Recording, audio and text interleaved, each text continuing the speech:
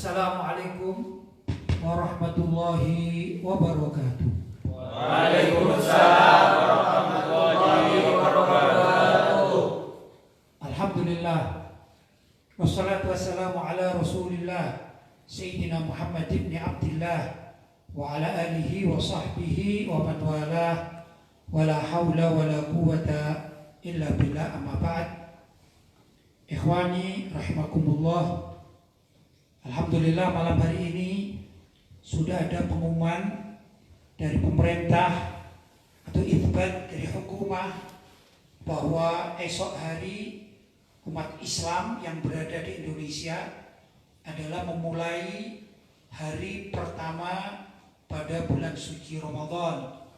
Karena itu saya ucapkan ahlan wa sahlan ya Ramadan. Selamat datang di bulan suci Ramadan.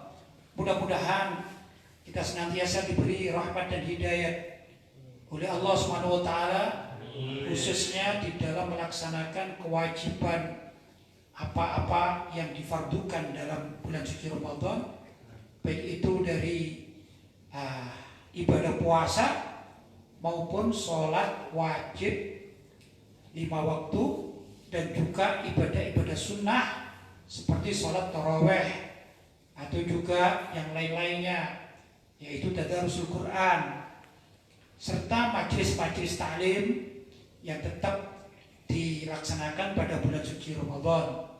Mudah-mudahan dengan demikian kita mendapatkan keberkahan, kemuliaan dan keistimewaan bulan suci Ramadan pada tahun ini. Walaupun ada hal yang kurang mungkin ya bagi kita, khususnya sebagian dari masyarakat yang tidak bisa melaksanakan kewajiban atau sunnah-sunnah ibadah pada bulan suci Ramadan di masjid-masjid atau di musala-musala. Walaupun sebagian yang lain ada yang melaksanakan demikian, tergantung dari situasi dan kondisi serta penetapan dari Dinas Kesehatan terkait dengan musibah virus Corona. Bagi saudara-saudara kita yang berada di zona merah atau wilayah zona merah, yang saya lihat dan saya perhatikan, mereka lebih banyak melaksanakan kewajiban pertama puasanya, kemudian juga melaksanakan sunnah-sunnah seperti taraweh ya dan lain sebagainya, itu di rumah masing-masing atau di tempat masing-masing ya. Kalau kita alhamdulillah masih ada pesantren dan beberapa santri yang ada di sini, jadi kita melaksanakan ibadah-ibadah itu tetap berjamaah, sholatnya berjamaah kan begitu ya, taraweh berjamaah ya. Kemudian kita esok juga waktu sahur insya Allah bersama namanya sahur bersama ya, dan lanjutnya adalah buka pun kita tetap buka bersama kan begitu. Jamaah 5 waktu juga bersama, walaupun dalam jumlah yang tidak banyak ya, tapi ini termasuk sudah dikatakan jamaah, karena jamaah itu adalah ma fauqal itsnain, apa yang di atas 2 itu sudah dikatakan jamaah atau jamak, yaitu banyak. Kita berapa ini? 20 orang ya, alhamdulillah.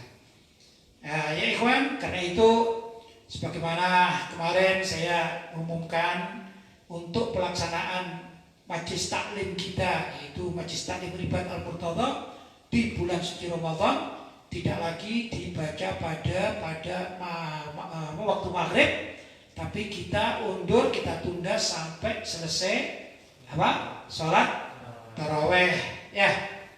Nah, untuk itu mari kita memulainya dengan pembacaan salah satu artikel yang saya tulis bagaimana biasanya. Judulnya Ramadan telah tiba ya, alhamdulillah, alhamdulillah, alhamdulillah. Nah, kita masih bisa mendapati bulan suci Ramadan tahun ini ya. Saya persilakan Ustaz Burhan untuk membacakan, dan insya Allah nanti pada penutupan, karena kalau waktunya pembacaan malam ini kan agak luas ya, tapi kalau kemarin kita baca pada maghrib ini keburu ada azan isya ya. Tapi kalau sekarang waktunya luas, insya Allah sebagaimana telah diumumkan oleh admin bahwa majelis kita ini menerima bila mana ada umat Islam yang bertanya Tentu kalau saya pribadi kurang begitu senang dalam artian membahas di medsos ini kalau terkait dengan politik, saya kurang. Ya, tapi terkait dengan keagamaan saya senang sekali. Mudah-mudahan pertanyaan semuanya ini terkait dengan syariat. Ya, kan ini bulan suci Ramadan, tidak harus terkait dengan bulan suci Ramadan. Kalau ada pertanyaan dan saya bisa jawab, saya jawab. Tapi kalau saya nggak bisa jawab, jangankan saya.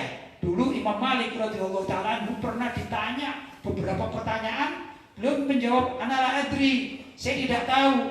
Itu bukan berarti beliau, maaf ya bahasanya, bodoh, bukan, tapi beliau berhati-hati, ya kan? Nah, tatkala beliau sudah mempunyai kesempatan untuk mutolaah dan ketemu dalil-dalil yang ditanyakan oleh pihak orang atau orang lain, maka barulah beliau jawab. Begitu saking hati-hatinya sama Imam Malik radhiyallahu ta'ala anhu, dan seperti itu dituduhkan banyak oleh ulama-ulama salaf Ahlussunnah wal Jamaah. Kalau ditanya nggak tahu ya bilang nggak tahu. Bahkan kalimat ana la a'rif itu nisful ilmi. Orang ditanya kemudian mengatakan dia nggak tahu, ana la a'rif, aku tidak tahu, jawabannya itu nisful ilmi, yaitu separuh daripada ilmu. Kenapa? Yaitu ilmu kehati-hatian terhadap tanggung jawab di hadapan Allah Subhanahu wa ta'ala. Jelas ya? Saya persilakan Ustaz. Bismillahirrahmanirrahim. Alhamdulillahi rabbil alamin. Wassalatu wassalamu ala asyrafil anbiya wal mursalin Sayyidina Muhammadin wa ala alihi wa sahbihi ajma'in, amma ba'd. Ramadan telah tiba. Karya Kiai Haji Lutfi Basori. Wahai orang-orang yang beriman, diperintahkan atas diri kalian untuk berpuasa sebagaimana diperintahkan atas orang-orang yang sebelum kalian, agar kalian bertakwa. Ya, ini sebenarnya terjemahan dari satu ayat ya ayyuhalladzina amanu kutiba alaikumusiyam kama kutiba alal ladzina min qablikum la'allakum tattaqun. Ya, ini terjemahan ya. Tapi tidak saya tulis terjemahan karena sebagai pembuka. Jadi saya jadikan narasi gitu ya. Padahal ini adalah asli dari terjemahan apa gitu ya. Dan kita tidak mengatakan ini Al-Quran, tidak. Cuman itu ayat yang bagus untuk sebuah pembukaan karena kita terkait dengan kewajiban berpuasa pada bulan suci Ramadan. Silakan Ustaz. Tidak ada seorang rasul pun yang diutus kepada kaumnya kecuali membawa syariat berpuasa, sekalipun metode berpuasanya berbeda-beda. Lanjut.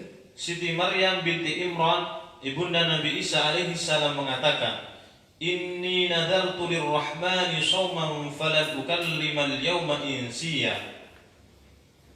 Aku bernadar puasa kepada Allah, maka hari ini aku tidak berbicara kepada seorang pun. Ya, ini bahwa puasa itu diwajibkan kepada atau dibawa oleh syariat para nabi ya. Ternyata para nabi itu juga berpuasa.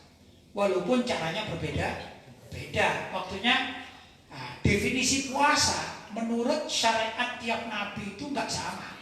Ya kan? Sama demikian juga seperti saya katakan pernikahan ya. Pernikahan syariatnya itu satu dari nabi dengan nabi yang lain berbeda. Saya contohkan ya, Nabi Adam alaihissalam membawa syariat. Apa syariatnya? Pertama, di saat Nabi Adam alaihissalam sudah turun ke bumi, kemudian berjumpa dengan Siti Hawa, yaitu istri beliau, maka beliau berdua akhirnya mempunyai keturunan. Nah, anehnya hampir setiap kelahiran itu lahir selalu kembar, laki perempuan begitu ya. Saya gambarkan di sini aja lebih mudah. Misalnya ini ya, ini Ustaz Burhan ya. Misalnya lahir ini sebut seperti anak Nabi Adam yang pertama, maka dia punya saudara kembar. Ustaz Burhan ini sebut namanya Zainab gitu aja ya. Nah, ini ada Ustaz Hadi, ya dah. Ini adiknya, saya anggap adiknya Ustaz Burhan. Andai kata ini zaman dahulu kala di zaman sama Nabi Adam. Nah ini kalau lahir, dia lahir ini punya saudara kembar juga. Saya sebut namanya Halimah gitu ya. Ini saudaranya dari siapa? Zainab, ini Halimah. Ini lebih memudahkan ya. Nah, dalam aturan syariat yang difardukan kepada Nabi Adam dan kaumnya yaitu anak-anaknya itu. Maka ini saudara kembar tidak boleh menikah. Artinya begini, Ustadz Burhan haram menikahi saudara kembarnya. Seperti namanya Zainab. Ustadz Hadi haram menikahi saudara kembarnya. Seperti Halimah. Tapi boleh begini, silang seperti tukar gitu ya. Jadi Ustadz Burhan boleh menikahi Halimah dan Ustadz Hadi boleh menikahi Zainab. Itu aturan syariat. Padahal ini kan saudara kandung, anaknya sama Nabi Adam dengan Siti Hawa. Itu ya. Jadi saudara kandung asalkan tidak kembar itu boleh menikah di zaman Nabi Adam. Zaman Nabi Muhammad berbeda. Kalau ini kakak beradik misalnya, ya kakak beradik, maka haram sama Ustadz Burhan menikahi Halimah haram karena adiknya satu ibu. Dan haram juga Ustadz Hadi menikahi Zainab karena kakaknya haram. Itu syariatnya siapa? Nabi Muhammad Sallallahu Alaihi Wasallam. Bagaimana mau menikah? Berarti Ustadz Burhan mencari wanita lain, Ustadz Hadi mencari wanita lain. Sedangkan Zainab harus mencari lelaki lain, ya, yang bukan saudaranya, ya dah. Demikian juga Halimah harus menikah dengan lelaki lain. Itu syariatnya Nabi Muhammad. Jadi apa? Pernikahan di zaman itu berbeda ya syariatnya. Jelas ya. Demikian juga dengan puasa. Ini salah satu yang ceritakan di dalam Al-Quran itu Siti Maryam binti Imran. Beliau ini nadar kan gitu ya. Ini nadar Rahman. Aku bernadar kepada Allah SWT sauman. Apa itu puasa?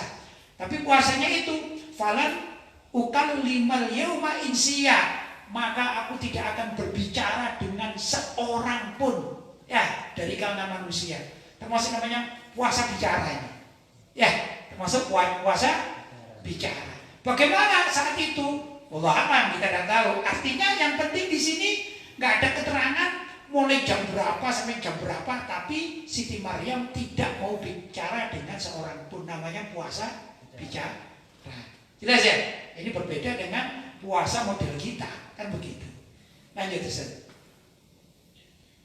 Puasa menurut syariat adalah menahan diri dari makan, minum, dan jima atau bersetubuh pada waktu tertentu, yaitu dari mulai terbit fajar hingga tenggelam matahari.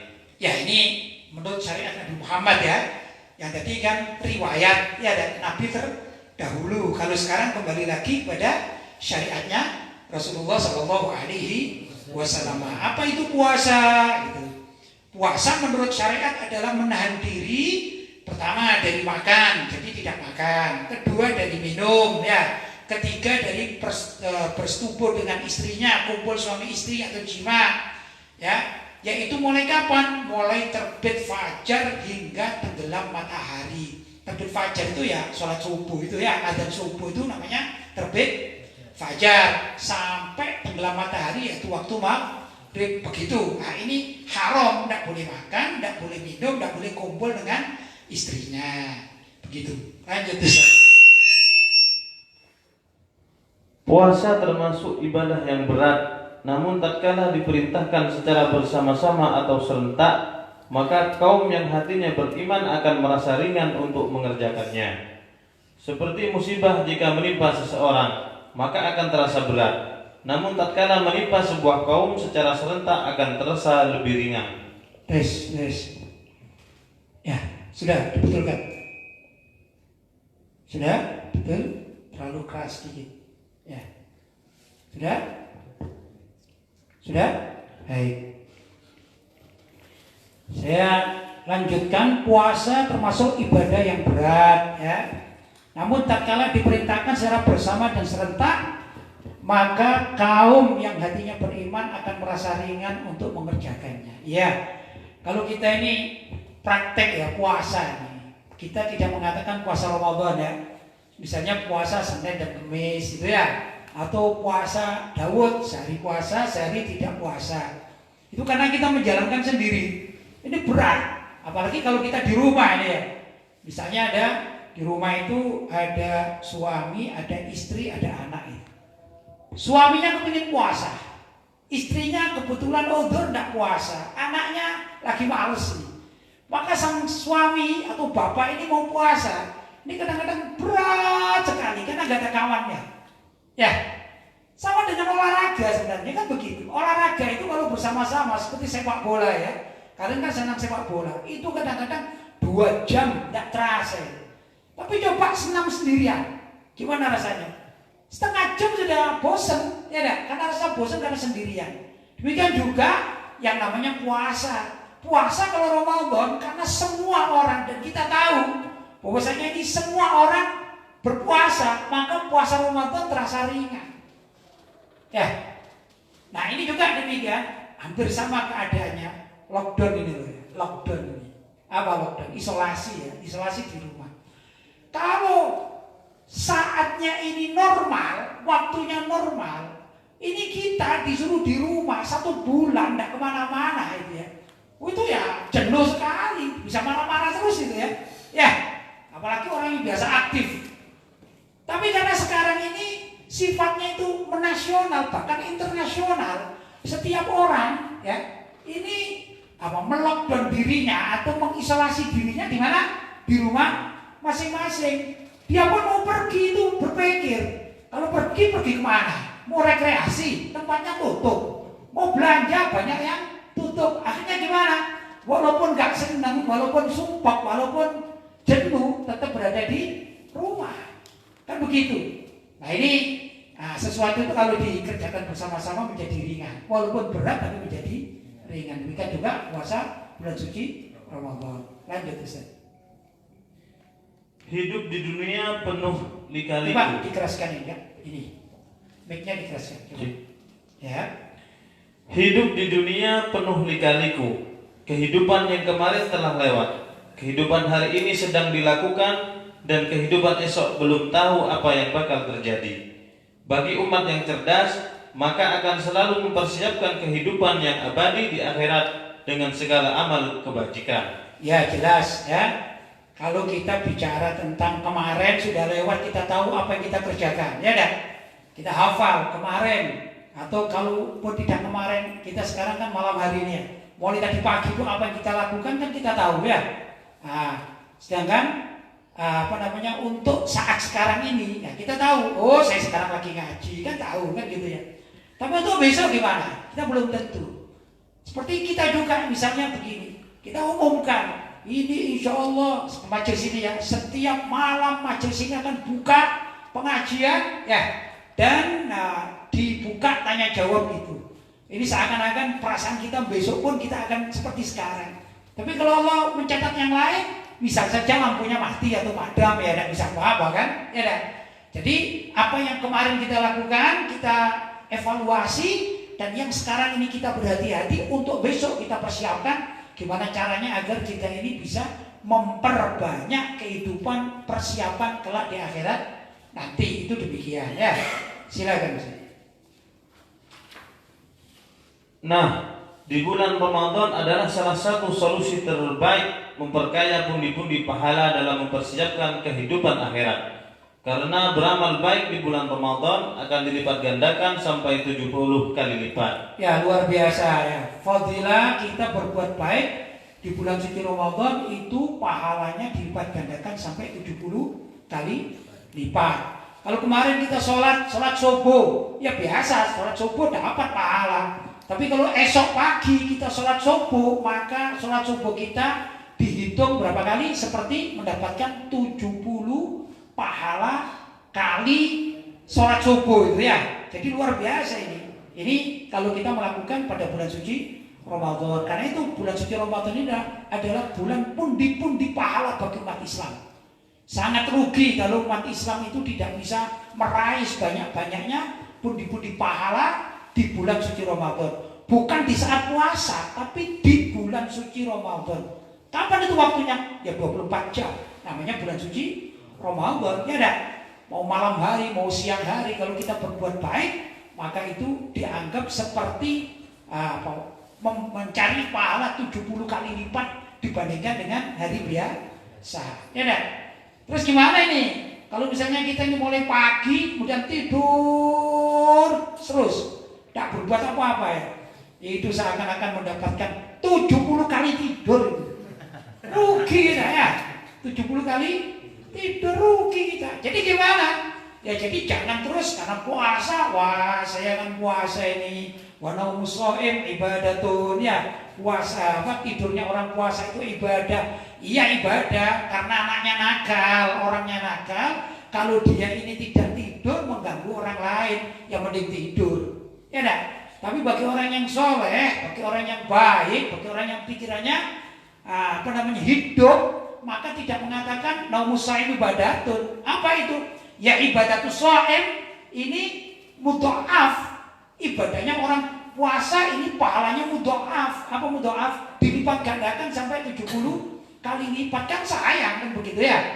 Nah, karena itu apa saja yang dapat kita perbuat di dalam mencari pahala, ya dan ini hendaklah kita lakukan. Ya, jangan sampai kita ini kemudian bermalas-malasan, sayang sekali ya. Ini adik-adik coba ini yang tidur ini ya, yang bergurau. Coba lah ini bulan suci Ramadan ya. Ya, yang tenang ya, baik. Lanjut Ustaz. Sayyidina Ali bin Abi Thalib memilih kehidupan akhirat dibanding kehidupan dunia. Beliau sering mendatangi tempat pengimaman masjid dengan memegang janggutnya sambil menangis. Jangan memegang janggutnya. Ulangi. Yang benar Ustaz. Beliau sering mendatangi tempat pengimaman masjid dengan memegang janggutnya sambil menangis seraya mengatakan, "Wahai dunia, engkau datang lagi kepadaku, atau engkau sengaja merayuku? Sungguh aku telah menceraikanmu dengan talak 3, dan aku tidak akan merujukmu kembali. Umurmu itu pendek, perilakumu jelek, dan bahayamu sangat besar. Oh, betapa sedikitnya persiapanku untuk menempuh perjalanan akhirat yang abadi dengan jalan yang penuh berliku-liku." Lihat Sayyidina Ali bin Abi Thalib. Sayyidina Ali bin Abi Thalib itu orang yang luar biasa. Pahalanya diterima sudah sangat banyak. Ya, pahalanya Sayyidina Ali bin Abi Thalib. Ya, kenapa? Beliau ini kepercayaan Nabi, mantunya Nabi lagi, ahlul bait lagi, yang pasti lagi ya, dijamin lagi oleh Nabi Shallallahu Alaihi Wasallam sebagai penduduk surga. Tapi beliau itu merasa khawatir, tidak seperti kita. Kita ini banyak dosa tapi merasa tenang. Jadi sangat berbeda sekali, sangat berbeda, ya dah. Kita kadang-kadang nggak serius mau puasa juga nggak serius. Alah puasa, alah di Ramadan main aja lah, guru aja, bercanda aja, nggak serius. Sayyidina Ali berbeda. Beliau khawatir terhadap dirinya sendiri. Kata beliau kalau sudah masuk bulan suci Ramadan ini, beliau seringkali berada di mihrab. Mihrab itu tempat sholat ya, tempat pengimaman itu ya. Di sana i'tikaf, kemudian mengatakan, "Wahai dunia, engkau datang lagi kepadaku atau engkau sengaja merayuku? Dunia, kenapa engkau datang lagi padaku? Kenapa hatiku kau isi? Dunia, engkau merayu aku ya?"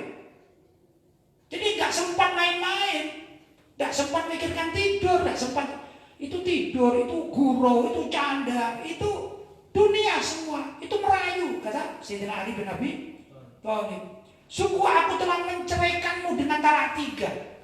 Ini cerai, talak 3. Kalau di dalam ilmu fikih itu orang mencerai istrinya talak 3 itu namanya talak bain. Talak bain itu haram untuk kembali lagi, tidak boleh rujuk. Tapi yang ditalak ini dunia. Aku sudah menceraimu, wahai dunia. Talak 3, jangan kembali padaku. Itu pun dunia ini merayu kita. Ya, maka perlu diketahui ini adik-adik santri ini ya. Kalau kalian dirayu dunia itu macam-macam, kepengin tiduran terus ya, kepengin nyantai-nyantai, diajak ngaji juga agak sulit kadang-kadang ya.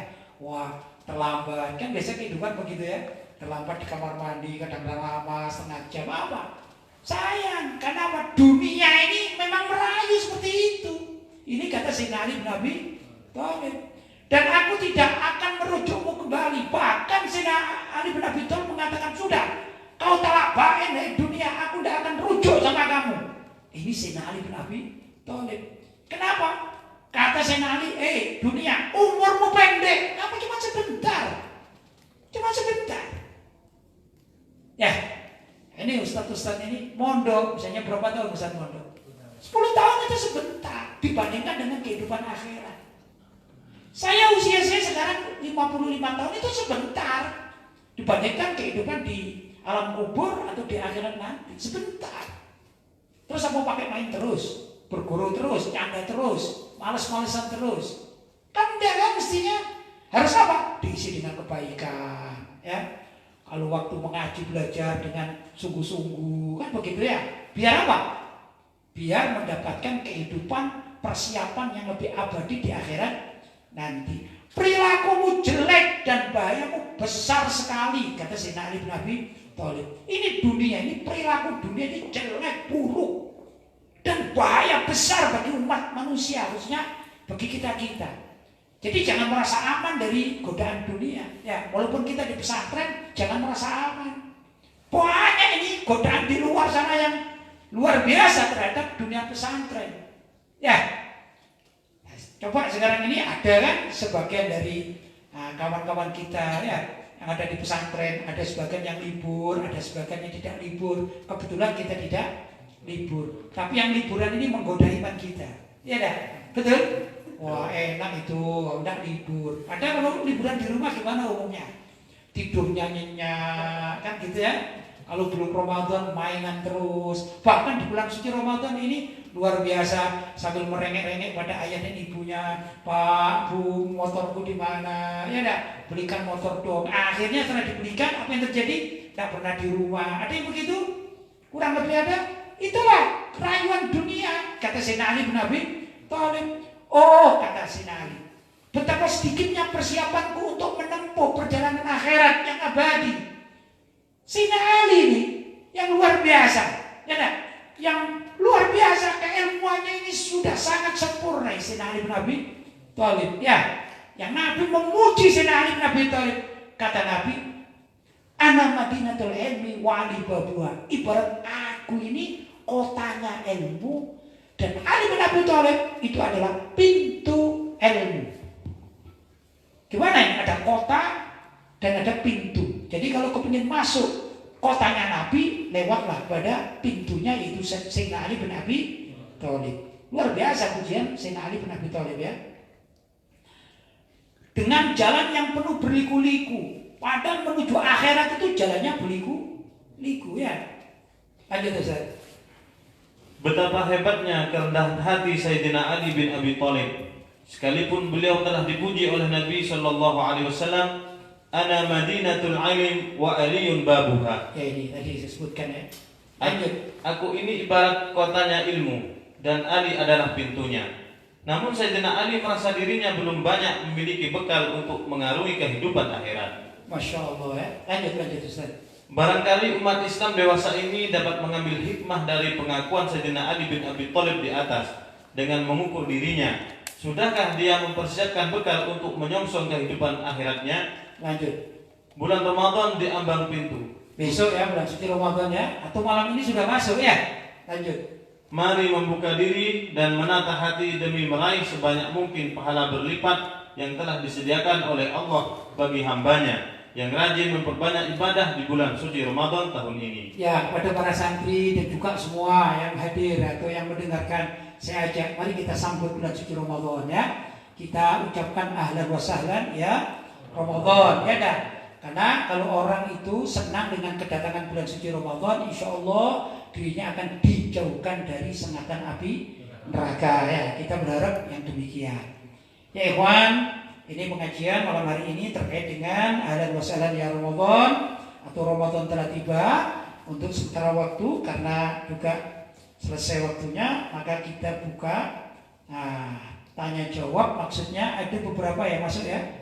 Ada beberapa yang masuk, maka saya persilakan Ustaz tadi untuk membacakan pertanyaan. Mudah-mudahan saya bisa menjawab, mudah-mudahan ya. Silakan Ustaz. Alhamdulillah, ini ada beberapa pertanyaan yang sudah masuk kepada admin Kiai. Baik. Pertanyaan yang pertama, ada hadis yang kurang lebih artinya, hari berpuasa adalah hari ketika kalian semua berpuasa bersama pemerintah. Hari Idul Fitri adalah hari ketika kalian semua beridul fitri bersama pemerintah. Dan hari Idul Adha adalah hari ketika kalian semua beridul adha bersama pemerintah. Hadis riwayat Imam Tirmidzi. Pertanyaannya Kiai, apakah hadis ini sahih? Kemudian siapa yang dimaksud dengan pemerintah? Ya, kalau menurut Imam Tirmidzi radhiyallahu taala hadis ini hasanun gharib. Ya, sedangkan hadis hasan itu menurut Ahlus Sunnah wal Jamaah sangat layak dipergunakan untuk dalil. Ya, dan bahkan kalau dalam fadhailul a'mal, apa itu keutamaan ya, amal perbuatan itu boleh menggunakan hadis dhaif. Perlu diketahui hadis dhaif itu bukan hadis palsu. Jadi berbeda antara hadis dhaif dengan hadis palsu ya. Hadis dhaif mungkin kalau saya nilai begini ya, ini lebih memudahkan ya. Kalau hadis sahih itu ibarat mendapat nilai itu 100. Sudah? Nah, kemudian kalau hadis hasan saya anggap mendapat nilai itu 75 atau kanan kirinya 75. Sudah? Sedangkan kalau hadis dhaif itu mungkin lebih dikatakan nilainya itu 50. Ya, kanan kiri 50. Nah, kalau misalnya dalam dunia sekolahan gitu ya.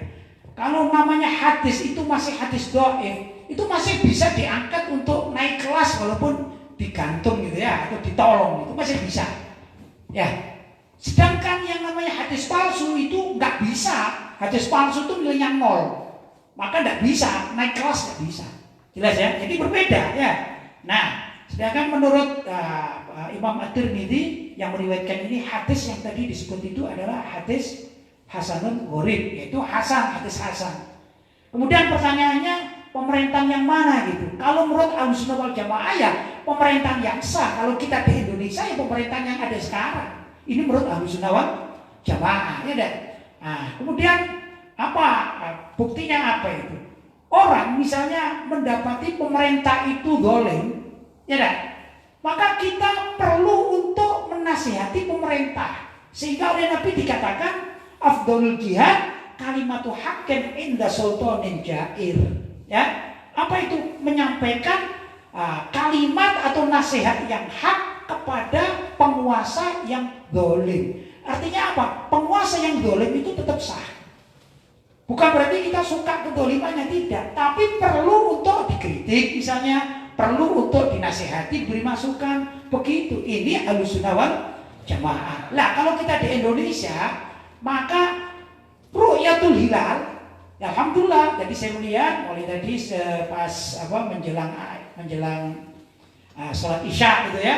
Saya melihat beberapa ormas atau juga perorangan atau tim-tim itu ada sudah menampilkan kami melihat hilal untuk awal Ramadan dengan derajat sekian dan juga beberapa. Lah ini kemudian dilaporkan kepada pemerintah. Kalau di Indonesia yang Kementerian Agama.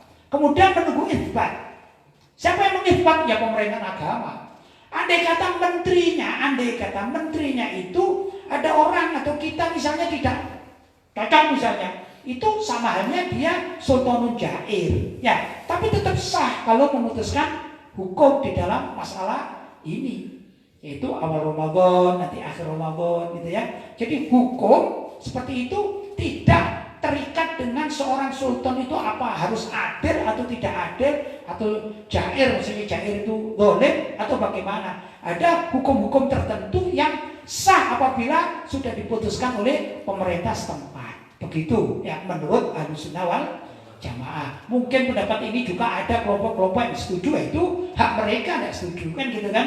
Ada yang mengatakan oh enggak, yang namanya kita ini namanya sultan itu adalah sultan seluruh dunia. Nah, itu hak mereka untuk mengatakan demikian. Tapi kalau umat Islam Ahlussunnah wal Jamaah apalagi bermadzhab Syafi'i ya seperti kita di Indonesia ini ya sudah, di Malaysia ada pemerintahan sendiri. Namanya di sana adalah khilafah dauliyah, yaitu kekhalifahan dauliyah secara satu negara untuk Malaysia. Di Brunei Darussalam itu juga sah mempunyai khilafah dauliyah di Darussalam Brunei. Ya, Indonesia demikian juga khilafah dauliyah, pemerintahan satu negara yang sah menurut Indonesia. Itu pendapat ulama-ulama Ahlussunnah wal Jamaah. Ya, memang beda pendapat, ya tidak masalah namanya. Ini mahallul ijtihad, ya tempat untuk ijtihad di sini. Kemudian ada perbedaan pendapat, tidak masalah. Jelas ya? Baik, lanjut. Pertanyaan berikutnya. Beberapa waktu lalu saya membaca berita adanya seorang YouTuber terkenal di Indonesia yang menghapus nama depannya Muhammad dengan alasan terbebani dan merasa tak pantas menyandang nama tersebut.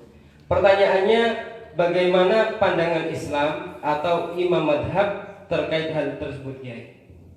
Menurut saya saja ya, boleh ya? Boleh. Ya. Saya membaca salah satu buku atau kitab namanya Asy-Syifa karangan Al-Imam Al-Qadhi Iyad Al-Yahsubi. Di sana itu ada hadis. Ya, sekali lagi hadis ya. Hadis itu kita boleh berdalil dengan hadis sahih. Kita boleh berdalil dengan hadis hasan. Kita boleh berdalil dengan hadis dhaif asalkan bukan hadis palsu. Itu Ahlus Sunnah wal Jamaah ya. Jadi jangan selalu kalau ada hadis apakah sahih? Yang mengatakan hadis sahih dengan tidak sahih itu apa Nabi Muhammad atau bukan? Kan bukan. Nabi Muhammad tidak pernah mengatakan hada hadisi sahih, ini hadisku sahih, enggak. Ya, jadi kalimat sahih, hasan, dhaif itu adalah bid'ah hasanah. Apa bid'ah hasanah itu? Di zaman Nabi tidak ada. Zaman sahabat pun tidak ada istilah sahih, hasan dan dhaif. Setelah zaman sekesekian, ya ulama-ulama salaf, termasuk juga yang dipergunakan oleh Imam Bukhari, misalnya Imam Muslim, maka beliau mengatakan apa? Kitab Sahih Bukhari, ya dah. Itu zaman-zaman itu bukan zamannya para sahabat. Jadi kalimat atau hukum hadis ini sahih, hasan dan dhaif menurut Ahlus Sunnah wal Jamaah namanya bid'ah hasanah. Jelas ya? Walaupun tidak ada zaman Nabi tapi boleh diamalkan, namanya bid'ah hasanah. Baik, saya lanjutkan ya. Di dalam kitab Asy-Syifa itu ada hadis begini. Kelak dari kiamat itu ya, pada mahsyar lah. Nah, itu tatkala orang-orang pada kumpul semua, maka ada malaikat yang ditugaskan memanggil orang-orang nama-namanya. Fulan, fulan, fulan ya. Salah satu dari hadis tersebut mengatakan liyakum man ismuhu Muhammad falyadkhulil jannah. Hendaklah orang-orang yang menggunakan nama Muhammad hendaklah masuk surga duluan. Ya, kalau sudah ada nama Muhammad, seperti nama saya Muhammad Lutfi bin Muhammad Basori. Ya, itu nama saya lengkapnya Muhammad Lutfi bin Muhammad Basori. Ayah saya Muhammad Basori. Anaknya diberi nama Muhammad Lutfi. Walaupun saya sering menggunakan kalimat atau nama khususnya di dunia medsos ya, media sosial, saya gunakan Lutfi Basori. Ya, tapi hakikatnya saya tidak pernah menghapus nama Muhammad. Tidak. Demikian juga yang lain-lain, mungkin saudara-saudara ini apalagi orang Indonesia ya, macam-macam panggilan orang itu kan macam-macam.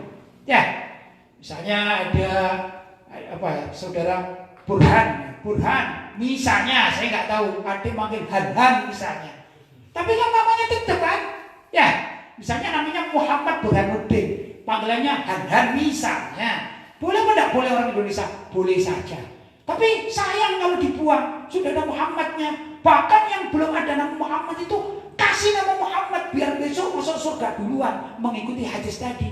Namanya ini hadis untuk lifadhoilil a'mal, boleh.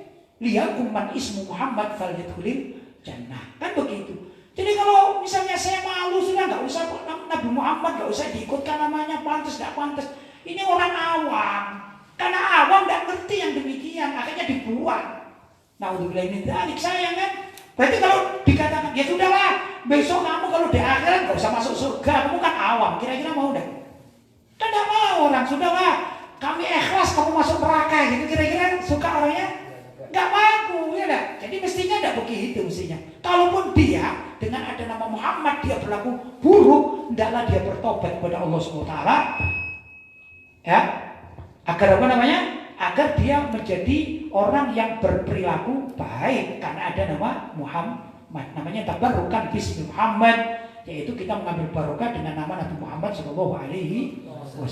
Jelas ya? Itu dari saya. Baik, lanjut. Pertanyaan berikutnya, Kiai. Apa hukum minum obat penunda haid bagi perempuan di bulan puasa? Ya, ini menjadi perdebatan pembahasan di kalangan para ulama al-asriyin ya. Ulama al-asriyin itu ulama zaman sekarang ya.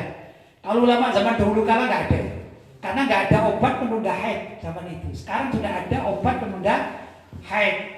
Ya namanya khilafiyah, ya ada dua pendapat, ada yang memperbolehkan, ada yang tidak memperbolehkan.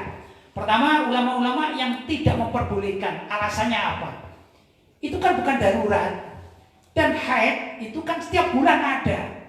Dan setiap bulan ada suci. Dan juga diberi rukhsah. Rukhsah itu apa ya? Diberi izin untuk tidak berpuasa saat dia haid dan boleh diganti di bulan yang lain. Jadi alami saja. Itu yang mengatakan tidak boleh. Gimana ya nggak boleh kalau gitu. Ini kan sirkulasi yang memang tiap bulan, nggak usah ditunda-tunda lah, biarkan saja. Toh nggak dosa.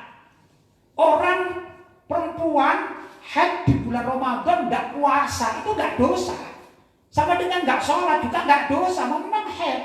Dan itu sudah dibilah, sudah ditentukan begitu kebiasaan orang wanita sejak zaman dahulu kala, nggak ada ya nggak. Maka nggak dibahas oleh siapa para ulama salaf, nggak dibahas. Tapi andai kata ada orang ya nggak, tiba-tiba ingin minum pil agar haidnya ditunda atau tertunda 1 bulan, itu ada yang mengatakan boleh. Seperti juga para ulama yang sekarang bergabung dalam kalau jangan salah lajna apa istilahnya di Mesir ya, lajna dakwah atau apa itu di Mesir ya, lajnatul ifta atau begitu, atau darul ifta kalau tidak salah begitu ya. Ada beberapa ulama-ulama yang terkumpul di Mesir itu, ulama-ulama Al-Azhar itu pernah membahas yang pernah saya baca itu dan memperbolehkan. Ini dikiaskan dengan orang yang sedang haji atau sedang umroh. Ada orang yang sedang umroh zaman sekarang karena memang dia ini kondisinya tidak memungkinkan, takut nanti ada tawaf ifadah tidak bisa dikerjakan, akhirnya minum obat bubuk ya, minum obat untuk menunda haid agar bisa tawaf ifadah, tawaf wada yang difardukan pada saat haji yang waktunya memang mepet gitu ya. Maka di sana ulama-ulama memperbolehkan. Nah ini dikiaskan juga. Tapi ada syarat yang saya baca ini kan pendapat ulama-ulama sekarang ini ya. Ada syarat, yaitu wanita-wanita yang sehat dan sudah ditentukan oleh dokter bahwa ini boleh minum obat tersebut. Tapi wanita yang sakit apabila minum obat menjadikan penyakit maka haram, tidak boleh. Ini perbedaan pendapat ya. Ya kalau saya bagaimana? Ya yang alami saja lah. Ya dah, mengikuti ulama-ulama zaman dahulu kala yang alami saja ya dah. Tapi andai kata sudah ada yang terlanjur ya ada pendapat boleh ya. Biar saja kan gitu. Kita tidak perlu untuk menyorotinya, memarahinya, mengkritiknya. Toh ada ulama yang memperbolehkan ya. Tapi kalau saran saya pribadi, orang haid itu sirkulasi bulanan dan nanti masih ada waktu 1 tahun loh ya. Setelah 1 bulan kan 1 tahun bisa dia kodok dengan misalnya melaksanakan puasa Senin Kamis kan gitu. Yang saya tahu juga wanita-wanita itu kan mayoritasnya cuma setengah bulan, 15 hari. Hutannya kan 15 hari. Lain itu kan istihadhah namanya ya, 15 hari. Kalau misalnya dalam setiap bulan itu dia ngambil waktu Senin Kamis. Dan sampai 4-5 bulan selesai. Ya enggak? Ringan sebenarnya kalau mau. Seperti juga saya sering memberikan solusi kepada orang-orang yang punya hutang sholat. Orang misalnya punya hutang sholat, sebut aja seminggu dia sakit. Ya enggak? Memang kalau seminggu sakit, kemudian dia ini sholatnya mulai pagi terus untuk kodoan misalnya berat. Caranya gimana? Ya setiap hari sholat 2 kali lah. Misalnya maghrib sholatnya 2 kali. Pertama untuk hari ini, sholat yang kedua kodoan yang kemarin itu waktu sakit tidak dikerjakan. Begitu caranya. Maka ringan dia mengerjakannya. Ya dah. Daripada hari biasa seperti taraweh gitu ya. Wah sholat zuhurnya 4 rakaat 70 kali 7 kali. Waduh berat sekali. Ya boyok ini kan sakit jadinya. Betul ya. Nah, lanjut Ustaz. Ya, pertanyaan selanjutnya, apa patokan imsak yang benar? Apakah ketika tarhim atau adzan subuh? Tarhim itu ya doa. Kiroah ya kalau di Singosari, atau tempat lain itu Assalatu wassalamu alaik, itu ya, semacam itu ya. Nah, begini, imsak, namanya imsak itu mencegah dari makan, itu yang paling baik. Tatkala tarhim itu paling baik. Kenapa? Agar tidak lepas daripada dia punya kewajiban nanti kalau nggak pas, ya dia akhirnya batal puasanya. Jadi yang terbaik, yang paling afdal, begitu tarhim maka berhenti dia makan. Tapi yang sah ini adalah tatkala menjelang azan itu masih sah minum. Hanya saja orang misalnya mau minum ya menjelang azan, begitu minum glek glek azan Allahu Akbar batal. Jadi harus apa? Harus sebelumnya. Lah tarhim itu istihad para ulama, ya ada ulama-ulama, paling tidak kalau kita di Indonesia ini ulama-ulama zaman dahulu kala memberikan batasan agar tidak kebablas itu. Jadi itu sudah bagus. Jadi hati-hati. Ya, seperti orang wudu. Orang wudu itu kan harus menyempurnakan, kan orang wudu itu bainal mirfaqaini kan ini ya. Ya. Nah, yang wajib dewa dicuci kan dari sini sampai siku ini kan ya. Maka untuk menyempurnakan, tidak bisa orang wudu itu dipersiskan, misalnya diberi garisan ini, dilukis misalnya. Tidak bisa, harus dilebihkan dari sini misalnya. Biar apa? Biar sempurna wudunya. Kenapa? Andai kata dia wudunya sampai persis gini, iya kalau nggak lepas. Kalau ternyata kurang sedikit, karena kurang sedikit sholatnya nggak sah. Apa mau dia sholatnya nggak sah? Kan enggak kan? Sudah repot-repot wudu, sudah repot-repot sholat, ternyata nggak sah. Maka agar sholatnya sah disempurnakan di atasnya. Seperti itu juga. Ya, andai kata ada orang itu memang hebat, orang itu bisa jitu ya, misalnya tahu persis. Kalau misalnya pakai jam itu ya, jam berapa, jam 4 tepat gitu ya. Itu jam 4 tepat, Allahu Akbar gitu ya. Maka jam 4 misalnya kurang 1 menit dia minum misalnya, belum Allahu Akbar, itu masih sah, tidak membatalkan puasa. Jelas ya, walaupun tarhimnya sudah hampir selesai, ya enggak? Nah, kenapa? Karena tarhim itu tanda untuk penyempurna bagi orang yang sudah niat puasa. Jelas ya? Baik. Jadi utamanya namanya batas itu adalah azan. Cuman untuk menempatkan azan tepat itu kan susah. Saya pernah melihat, dan ini salah besar. Ada orang, maaf ya, merokok ini. Merokok. Nah, tengah-tengah merokok dia dengar azan. Allahu Akbar. Dia tetap adanya belum selesai. Ya batal ini. Belum la ilaha illallah yang terakhir. Dianggap gitu. Dia terus merokok aja. Ya berarti tidak puasa dia. Terus besoknya dia tidak makan sampai maghrib. Ini tidak mendapatkan pahala apa-apa illal ju'al atas kata Nabi. Kam min shaimin laisa lahu min siyamihi illal ju'al atas. Banyak sekali orang yang berpuasa dia tidak mendapatkan pahala puasanya kecuali lapar dan haus. Kan sayang ini. Makanya kalau kita ingin hati-hati akan mendapatkan pahala puasa, ya jangan sampai tarhim selesai. Begitu caranya. Jelas ya? Baik, lanjut Ustaz. Ini pertanyaan selanjutnya yang nomor 5, Kiai. Apa pendapat Pak Kiai mengenai ibadah sholat Jumat, sholat tarawih, dan ibadah-ibadah lain yang dilaksanakan di rumah sebab adanya virus corona? Oh ya, ini kan khilafiyah. Sebenarnya sering saya terangkan juga ya. Pertama, wilayah itu ada namanya zona merah dan zona hijau untuk urusan COVID ini ya, COVID-19 atau corona ya.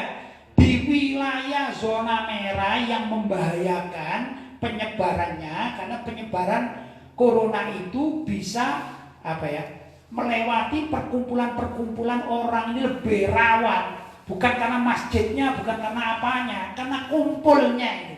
Bahkan orang pasar pun itu juga rawan, ya dah. Orang misalnya ada gedung bioskop itu juga rawan. Kalau ada konser-konser dangdut juga rawan, ya. Atau juga di mana mal-mal itu rawan. Kalau ada perkumpulan orang ketemu saling berdekatan ini rawan. Ya dah, apa-apa tertular.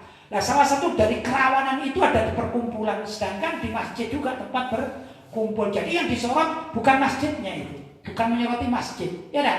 Tapi menyoroti perkumpulan. Ini rawan. Dan itu sudah diakui dunia. Dunia yang sudah modern seperti Amerika, Italia, dan Cina sendiri itu sudah mengakui bahwa COVID-19 ini bisa menular kalau bertemu, bersentuhan satu dengan lain antara kulit orang, salaman ini dan segala macam, dan itu rawan tatkala orang berkumpul. Jadi lihat perkumpulannya ya, jangan lihat tempat. Ya, ini perlu. Nah, karena ini yang diakui oleh dunia, mau kedokteran, mau pemerintahan, dari mana saja itu yang diakui, ya enggak? Maka sah andai kata masjid itu ditutup bukan karena tidak suka sama masjid, karena di situ tempat rawan ya untuk berkumpul lagi ya. Ya, nah, sudah. Nah, karena rawan berkumpul itu kena corona kesannya, maka bolehlah namanya itu darurat. Bolehlah orang itu sholat wajib, bahkan apa tadi, sholat Jumat pun ya di tempat atau di luar masjid boleh, termasuk di rumah, asalkan dia mampu melaksanakan sholat Jumat. Kita alhamdulillah ya, saya sendiri juga mendukung ya gerakan dulu aksi damai 212 itu ya. Itu sholat Jumat di Monas. Bagi kita kan sah, jadi tidak masalah walaupun tidak di Istiqlal kan gitu. Yang sholat di Istiqlal tidak apa-apa, memang boleh. Jadi nggak ada masalah ini sholat di mana, di luar masjid atau tidak atau di dalam masjid. Jadi tidak perlu dipermasalahkan karena memang ada pendapat-pendapat yang memperbolehkan. Ya, kita misalnya, nah ini kumpulan kita ini misalnya, ini berapa orang? 20 orang misalnya. Kita sholat karena di Malang ini yang saya tahu dari bupati, dari pengumuman dari pemerintah dan lain sebagainya, dinas kesehatan. Ini Malang termasuk wilayah-wilayah apa? Zona merah. Gimana? Ya kita berada di dalam rumah atau di pesantren. Kita mengadakan sholat Jumat di pesantren. Loh, pakai pendapat apa? Loh banyak. Ulama-ulama banyak. Menurut Madzhab Syafi'i pun itu boleh. Ya, dalam keadaan darurat. Itu kan darurat. Padahal setiap Jumat kita ini sebelum ada corona kemana kita? Ya ke masjid. Saya juga keliling, khotib kemana-mana. Tapi ini dalam keadaan darurat, ini nggak memaksakan diri kan gitu. Tapi di wilayah-wilayah yang memang aman, bukan wilayah zona merah, ya dan hendaklah ya tetap melaksanakan ibadah Jumat, sholat Jumat di mana? Di masjid. Bagaimana dengan tarawih?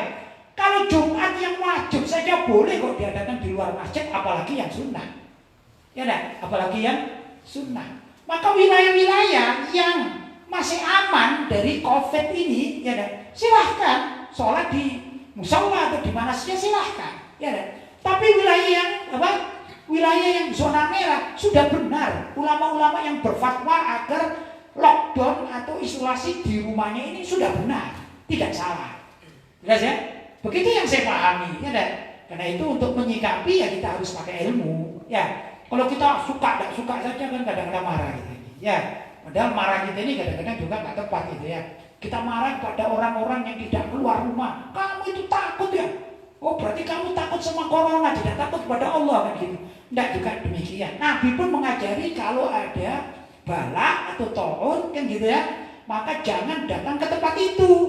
Kalau di suatu wilayah terjadi wabah, jangan ke tempat itu. Nah ini juga ikhtiar kan gitu kan, maka nggak apa-apa. Jadi kalau bisa juga pada skala semua umat Islam nggak usah dipertentangkan, karena ulama-ulama itu juga berpikir sudah beristihad. Jadi yang berfatwa misalnya, ayo kita ada di rumah, saya yakin mereka tahu kenapa. Karena memang wilayahnya wilayah merah. Sedangkan yang mau ngajak ke masjid itu wilayah hijau, kan begitu. Bukan darurat mereka. Jadi yang ke masjid ya alhamdulillah, yang nggak ke masjid ya alhamdulillah, karena sama-sama tahu kedudukannya. Dua-duanya jihad fisabilillah, dua-duanya insya Allah jihad fisabilillah, karena tujuannya benar, asalkan tidak menyalahgunakan pemahaman. Ya, kalau gunakan pemahaman itu ya, yang ada di rumah ngata-ngatain, mencaci maki yang ke masjid, apa ke masjid kamu? Padahal di sana itu memang wilayah-wilayah masih zona hijau, ya kan? Yang ke masjid ngata-ngatain yang di rumah, apa kamu itu nggak ngerti hukum, nggak sah kamu sholat Jumat di mana? Di rumah, gitu ya. Ini padahal nggak tahu kalau yang di rumah ini karena dia melaksanakan apa? Hifdzun nafas, ya. menjaga nyawa kan gitu agar tidak terkena corona, maka dia melockdown dirinya atau mengisolasi dirinya, dan itu sah menurut syariat Islam karena fikihnya fikih ijtihadi dan dalilnya itu dhonni. Dhonni itu ya perkiraan mujtahid, tidak pasti begitu ya. Kalau pasti itu ya ayat Al-Quran, kan tidak ada ayat Al-Qurannya, atau hadis ya, hadis mutawatir itu namanya qat'iyud dilalah kan begitu ya. Ini wajib diikuti. Kalau ini kan ada, ini hasil ijtihad. Sana beristihad, sini beristihad, begitu tidak masalah. Contoh lagi ya misalnya, orang tidak sholat di masjid, misalnya ini Singosari, saya katakan Singosari ini ya. Mudah-mudahan aman, kalian di sini aman. Tapi sebagai contoh, kalau misalnya ada banjir 2 meter di Singosari, misalnya seluruh Singosari, sehingga masjid-masjid itu terendam banjir selama 3 minggu. Saya tanya, bisa tidak sholat Jumat di masjid saat itu? Kenapa tidak bisa? Bisa mati kalau sholat. Bisa mati karena darurat. Loh, kalau saat tersebut kira-kira dan protes tidak? Seperti zamannya apa namanya ini tsunami itu ya, tsunami di Aceh. Kira-kira waktu setelah tsunami di Aceh ada orang berani tidak ke masjid yang dalam keadaan seperti itu, sholat di sana? Kan tidak berani kan? Itu darurat. Loh, corona ini juga darurat. Hanya corona tidak kelihatan mata, banjir kelihatan mata. Di Jakarta pun berapa lama itu ya? Banjir berapa kali banjir? Mungkin banjirnya hari Jumat. Wah, akhirnya nggak bisa sholat. Terus dikatakan apa? Kamu dosa, kamu nggak ke masjid. Loh, ini ke masjid ya tenggelam tambah mati dong ya. Nah, karena itu dengan dikiaskan seperti itu, hendaklah umat Islam itu yang bijaksana. Dilihat dulu kenapa sebabnya mereka ini yang lockdown di rumah atau isolasi di rumah itu kenapa? Oh, sebabnya begini-begini, dimaklumi. Karena hukum itu tidak kaku. Ya enggak? Hukum Islam tidak kaku, tapi tidak boleh dipermainkan. Jelas ya? Ada lagi Ustaz? Situ? Terakhir. Baik. Tadi terakhir. Oh ya. Alhamdulillah. Nah, mudah-mudahan apa yang saya sampaikan ini ada manfaatnya ya. Dan jelas kalau ada kekurangannya saya mohon maaf pada semuanya. Ini sekedar untuk berbagi rasa ya. Dan apa yang saya dapatkan dari keilmuan itu mudah-mudahan ada manfaatnya. Tapi kalau ada kurangnya, saya sangat senang sekali kalau saya diberi masukan-masukan. Ya dah. Nah, lewat WhatsApp itu apa yang sudah ada pada diumumkan di medsos itu ya. Kalau saya memang salah ya, saya senang sekali karena kita dalam keadaan mudarosah, yang mutolaah. Kita ini saling berbagi ilmu, saling menasehati kan begitu ya. Mudah-mudahan ada manfaatnya. Karena itu saya ucapkan sekali lagi ahlan wa sahlan ya Ramadan. Mari kita menghormati bulan suci Ramadan. Mudah-mudahan bisa kita isi dengan hal-hal yang positif ya dah. Dan Allah menerima amal ibadah kita khususnya dalam bulan suci Ramadan ini serta melipat gandakan pahalanya Allahumma. Itu saja dari saya. Hadza ma aqulu lakum wal 'afwu minkum wassalamu alaikum warahmatullahi wabarakatuh. Waalaikumsalam.